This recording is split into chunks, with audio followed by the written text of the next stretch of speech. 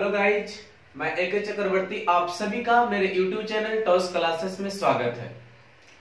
प्यारे बंधु, मैं आज का टॉपिक में अलजेब्रा पोर्शन से पढ़ेंगे कि कोई भी द्विघात समीकरण क्वाड्रेटिक इक्वेशन जो है पूर्ण वर्ग कब होता है, यानी कोई भी क्वाड्रेटिक इक्वेशन परफेक्ट स्क्वायर कब होता है। आज वो टॉपिक पढ़ेंगे हम लोग अलजेब्रा में। क्वेश्चन मैंने लिख दिया है पहले ही, लेकिन पहले हम इस पे क्वेश्चन पर बात करेंगे। पहले कहने का मतलब हुआ कि कोई भी द्विघात समीकरण पूर्ण वर्ग तभी होता है जब विवेचक बराबर शून्य होनी चाहिए। यानी कहने का मतलब हुआ कि ax स्क्वायर प्लस में bx प्लस में क्या होता है c। ठीक है, इसमें आपका c क्या होता है, कांस्टेंट होता है। कोई भी द्विघात समीकरण को पूर्ण वर्ग होने के लिए उसके विवेचक बराबर शून्य होना चाहिए, या विविक्तर बराबर शून्य होना चाहिए, या डिस्क्रिमिनांट बराबर शून्य होना चाहिए। यानी कहने का मतलब हुआ कि कोई भी द्विघात समीकरण, नोट लिख लेंगे, कोई भी द्विघात समीकरण पूर्ण वर्ग तभी होता है, पूर्ण वर्ग तभी होता है जब विवेचक बराबर शून्य हो। प्यारे बंधु, मैं यहां पर बात कर रहा है कि कोई भी द्विघात समीकरण पूर्ण वर्ग तभी होगा जब विवेचक बराबर क्या होगा, शून्य होगा। यानी विवेचक बोल दीजिए इसको, चाहे विविक्तर बोलिए, सब एक ही है बंधु। विवेचक, विविक्तर, डिस्क्रिमिनांट आपका या कैपिटल डी। यानी कहने का मतलब हुआ कि विवेचक बराबर क्या होना चाहिए, शून्य। आप लोग पढ़ते आ रहे हो कि डी बराबर जब शून्य होगा, इसका मतलब आपको पता है कि डी बराबर क्या होता है, बी स्क्वायर माइनस में 4ac होता है ना। यानी कहने का मतलब हुआ कि कोई भी द्विघात समीकरण पूर्ण वर्ग तभी होगा जब बी स्क्वायर माइनस 4ac बराबर क्या होना चाहिए, शून्य होना चाहिए। एक बात दिमाग में आ रहा होगा कि सर विवेचक बराबर जब शून्य जब आप बता रहे हो तो 0 बराबर बी स्क्वायर माइनस 4ac होना चाहिए ना। अब आप ही बताओ यहाँ पे कि 0 बराबर बी स्क्वायर माइनस 4ac होगा, तो आप कह सकते हो कि बी स्क्वायर बराबर क्या होगा, 4ac कहेंगे। क्लियर हुआ? तो हमको यहां से पॉइंट निकल के यही आया आप लोग को कि कोई भी द्विघात समीकरण पूर्ण वर्ग तभी होगा जब बी स्क्वायर बराबर क्या होना चाहिए, 4ac होना चाहिए, या विवेचक बराबर शून्य कहेंगे, यानी डी बराबर बी स्क्वायर माइनस 4ac कहेंगे। मेरा इतना कंप्लीट हुआ आप लोग तो इतना तक पॉइंट समझ में आ गया होगा। अभी फिलहाल बनाने के लिए मैंने बता रहा हूं, रुक जाओ।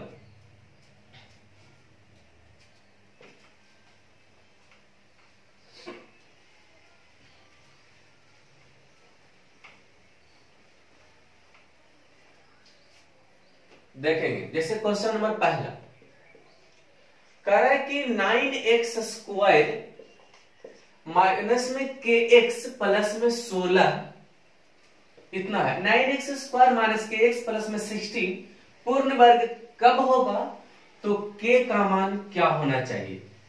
यानी कहने का मतलब यह हुआ कि 9x स्क्वायर माइनस में kx प्लस 16 एक पूर्ण वर्ग होने के लिए, प्रश्न समझना कि 9x square minus kx plus में 16 को पूर्ण वर्ग होने के लिए k का मान क्या होगा। प्यारे बच्चे, मैंने बताया आप लोगों को कि कोई भी द्विघात समीकरण पूर्ण वर्ग तभी होता है जब विवेचक बराबर शून्य होना चाहिए, या बी स्क्वायर बराबर क्या होना चाहिए, 4ac होनी चाहिए ना। तो आप बताओ बी स्क्वायर बराबर 4ac होना चाहिए। देखो यानी यहां पर बताओ, ए तो मेरा ए होता है, ए क्या होता है, बी होता है, और ए क्या होता है, सी होता है, कांस्टेंट जो होता है। तो बी स्क्वायर के मतलब माइनस में के स्क्वायर होगा। बी की जगह पर कितना है, माइनस के बराबर 4। ए की जगह पर कितना है पहले बताओ, 9। सी के जगह पर कितना है बताएंगे, 16। कोनो दिक्कत? यानी आप बताओगे के स्क्वायर बराबर, अब बंधु बताओ एक लाइन में, रुक जाओ 4 गुना 9 गुना कितना हो जाएगा, 16। तो k बराबर क्या होगा, रूट इधर होगा वर्गमूल। तो आप बताओगे यहाँ पे कि 4 का वर्गमूल कितना होता है 2, 9 का वर्गमूल कितना होता है 3 और 16 का वर्गमूल कितना होता है 4। तो 4 तिया 12 दूना कितना 24। यानी कहने का मतलब ये हुआ कि k का मान जब 24 रख देंगे तो इस समीकरण क्या हो जाएगा, एक पूर्ण वर्ग हो जाएगा, अर्थात आप कह सकते हो d बराबर क्या हो जाएगा 0। तो हमने बात किया कि 9x स्क्वायर माइनस के एक्स प्लस 16 को पूर्ण वर्ग होने के लिए k का मान क्या होगा। तो k का मान करने के लिए आपको पता है कि पूर्ण वर्ग तभी संभव है जब बी स्क्वायर बराबर क्या होना चाहिए, 4ac ही होनी चाहिए, या क्या कर सकते हो विवेचक बराबर क्या होना चाहिए, 0 होनी चाहिए। तो k का मान कितना हो गया 24। कोई दिक्कत नहीं ना, आगे बढ़ जाए। चलिए क्वेश्चन नंबर 1,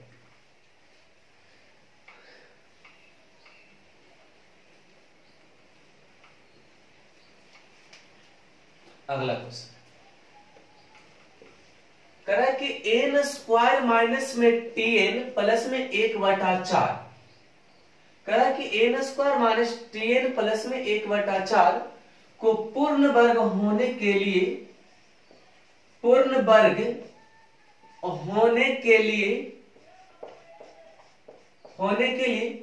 टी का मान क्या होगा। क्वेश्चन यही आपका क्लियर। यानी कह रहा है कि एन स्क्वायर माइनस में टीएन प्लस 1/4 को पूर्ण वर्ग होने के लिए टी का मान क्या होगा। पहले ही दिमाग में रखना है कि पूर्ण वर्ग करना है, तो पूर्ण वर्ग तभी होगा जब d बराबर 0 होगा, विवेचक बराबर 0 होगा, विविक्तर बराबर 0 होगा, डिस्क्रिमिनांट बराबर भी 0 होगा। यानी d बराबर 0, इसीलिए आप कह सकते हैं बी स्क्वायर बराबर क्या होगा 4ac। ठीक ठाक। अब यहां पर बताओ, यहां पर क्या है, a के जगह पर 1 है, कुछ नहीं है, तो b के जगह पर -t और c के जगह पर कितना है तुम्हारा 1/4।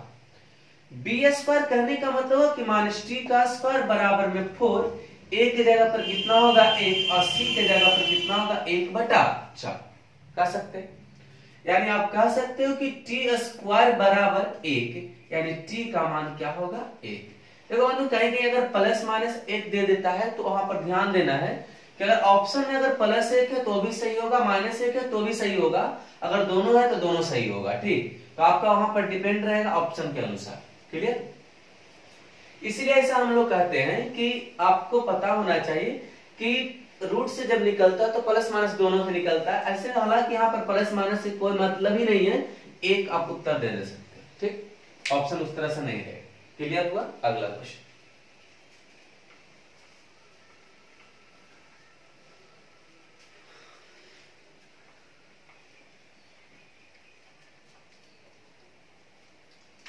क्वेश्चन नंबर 3 कह रहा है कि एक्स स्क्वायर प्लस में 1/5x प्लस में ए स्क्वायर को पूर्ण वर्ग होने के लिए ए का मान क्या होगा। क्या होना चाहिए, पूर्ण वर्ग होने के लिए। अब बताओ यहाँ पे बी स्क्वायर बराबर में 4ac करेंगे तो आप डायरेक्ट बताओ क्या क्या लिखेंगे। b के जगह पर कितना होगा बंधु 1/5 का स्क्वायर बराबर 4, a के जगह पर 1 और c के जगह पर क्या होगा a स्क्वायर, पूरा कांस्टेंट पूरा लिखाता है। अब बताओ यहाँ पे कितना होगा 1/25 बराबर में 4a स्क्वायर। अगर बंधु जब गुना भी इधर हो रहा होगा तो इधर भागा में होगा, तो 1/100 बराबर में a स्क्वायर, इसलिए a स्क्वायर बराबर रूट 1 कितना होगा 100, यानी उत्तर कितना हो जाएगा 1/10। यानी उत्तर कितना होगा इसका 1/10। कोई दिक्कत नहीं ना। तो हम लोग बातें यहां तक कर रहे थे। अब हमको अब ऐसा लग रहा हो कि आप लोग बना लोगे, ठीक है ना। अगला 2 क्वेश्चन और है, देख लेते हैं उसको भी।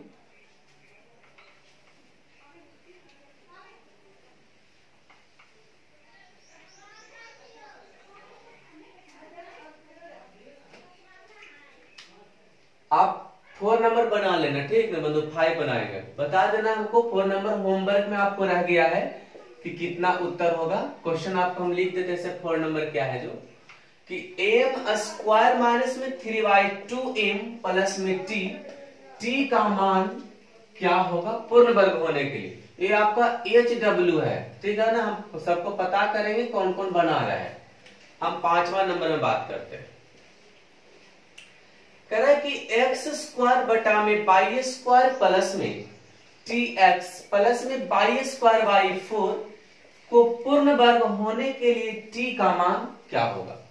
बंधु मेरे बताओ, यहां पर थोड़ा सा हम लोग को मिस्टेक ये होता है कि जो स्क्वायरिंग का जो कोफिशिएंट होगा ना वो a कहलाएगा। अब देखो इसको इस तरह से लिख सकते हैं, 1/बाई स्क्वायर इंटू में एक्स स्क्वायर और tx प्लस में बाई स्क्वायर बाई 4, कोई तकलीफ नहीं है किसी को। यानी a मेरा कांस्टेंट में क्या होगा? a होगा, आई आपका क्या होगा? b होगा, आई पूरा से पूरा क्या होगा? c हो जाएगा ना। अब आप बताओ कि पूर्ण वर्ग तभी होता है जब विवेचक बराबर 0 होता है, यानी b स्क्वायर बराबर क्या होता है? 4ac। तो b का मान कितना होगा बंधु बताओ? t के स्क्वायर, अब 4, ठीक है भाई। एक जगह पर 1/बाई स्क्वायर होगा, ऐसा ना कि एक करेंगे, 1/बाई स्क्वायर होगा, ठीक। और c के जगह पर कितना है पहले बताओ तो हमको। c के जगह पर बाई स्क्वायर बाई 4, ये तो खत्म हो जाएगा, a भी कट जाएगा, इसका मतलब यहाँ पर क्या बचा? a, यानी t स्क्वायर बराबर a, तो t का मान क्या होगा? 1 होगा, ठीक। तो मेरा बात इतना तक कंप्लीट हुआ होगा और आप लोग को ऐसा लगा हो कि हम बहुत अच्छे तरीके से समझ गए। नहीं समझ गए तो आप लोग जरूर से जरूर हम लोग कमेंट बॉक्स में लिखे कि हम यहाँ पर नहीं समझे, मैं उसको क्लियर करूंगा आप लोग को। एक क्वेश्चन लास्ट है आपका,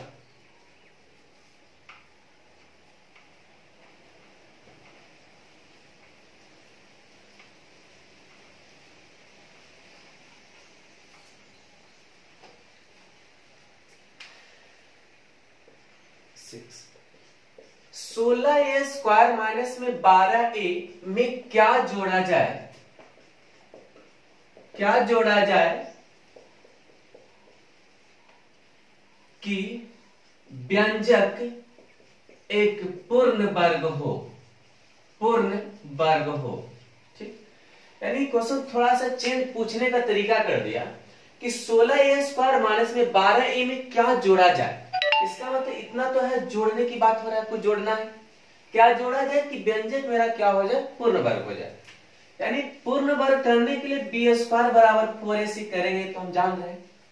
देखो बंधु, ये a है, आई हमको क्या है? b है, और c में मान लीजिए c ही जोड़ दिया जाए, ये हमको मालूम नहीं है। तो आप बताओ यहाँ पे बी स्क्वायर के मतलब माइनस 12 का स्क्वायर बराबर 4, a की जगह पर कितना रखेंगे? 16। करा कि एगो तो हमको घट गया क्या? c, वही जोड़ना पड़ेगा हमको। तो 144 बराबर 16 चौक 64 अगुना में कितना? रुक जाओ c। अब इसको काट दो जाए, 16 से x यानी कितना होगा? c बराबर 9/4। यानी कहने का मतलब हुआ कि 16a स्क्वायर माइनस में 12a में 9/4 को यदि जोड़ दिया जाए तो व्यंजक मेरा क्या हो जाएगी? पूर्ण वर्ग हो जाएगी। कंप्लीट हुआ आपको? तो मैंने इस टॉपिक को क्लियर किया। प्यारे बंधु, मेरा आज वीडियो बनाने का मेरा एक मकसद और था कि मेरी जो है ना तबीयत थोड़ा खराब है आज, तो आज का वीडियो इतना ही तक होगा। लेकिन मैं आप लोग को ये बताने आया हूं कि आप लोग का कल से शायद आप लोग को अनुपात शुरू होगा, यानी महायुद्ध शुरू होने जा रहा है। वो आपका क्या होगा? एनटीपीसी पर प्योर आधारित होगा। इसलिए ज्यादा से ज्यादा स्टूडेंट्स को इन्फॉर्मेट कर दें कि कल से आप लोग का अनुपात शुरू होने जा रहा है, वो भी एनटीपीसी बेसिस। जो आगामी एग्जाम जो आने वाला उसके लिए मैंने सोचा है आप लोगों को, और आप लोग को क्लास 45-50 मिनट की क्लास रहेगी। तो आप लोग प्यारे बंधु तब तक घर में रहिए, सतर्क रहिए, सुरक्षित रहिए, और हम अगले वीडियो में आप लोग को मिलते हैं। धन्यवाद।